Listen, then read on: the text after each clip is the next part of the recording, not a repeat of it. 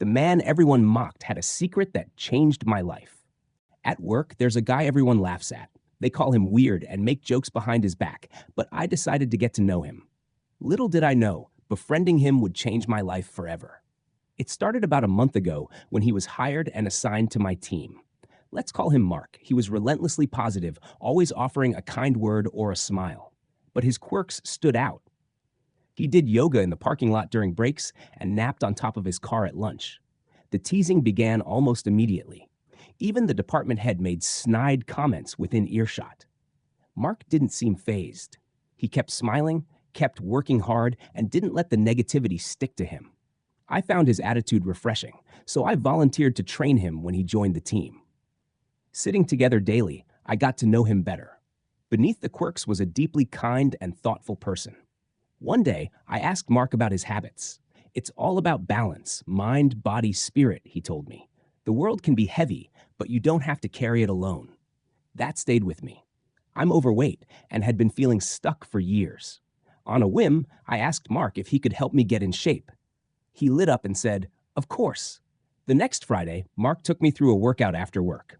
He started with stretches, explaining why each one mattered, and then guided me through a beginner-friendly run.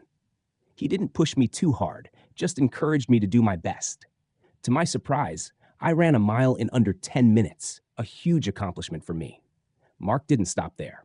That night, I found a custom 2-week workout plan in my messages from him. He'd taken the time to write down exercises, stretches, and goals.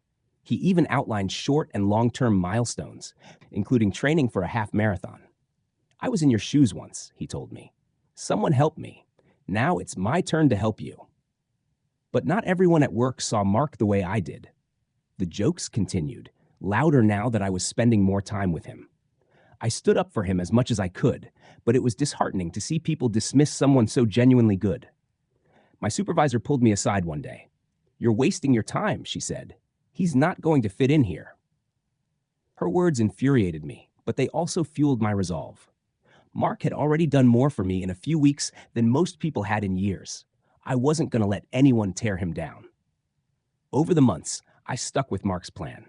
The pounds began to drop, my endurance grew, and my confidence soared. I completed my first 5K, then my first 10K. Mark cheered me on every step of the way. Then one day, Mark announced he was leaving. He'd accepted a position in California, working with an organization that helps firefighters stay fit and healthy. "It's bittersweet," he admitted, "but I believe in you. You don't need me to keep going. You've got this." Saying goodbye was hard, but Mark's influence didn't end there. His lessons stayed with me, reshaping how I saw myself and the world. A few weeks later, I found myself atop a mountain, finishing a grueling 12-mile hike with my wife. I'd never felt so alive. None of it would have been possible without Mark.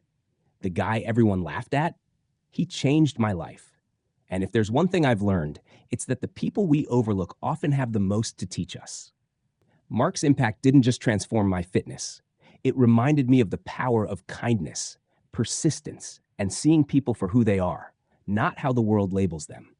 If you ever meet someone like Mark, don't be afraid to give them a chance. They might just change your life too.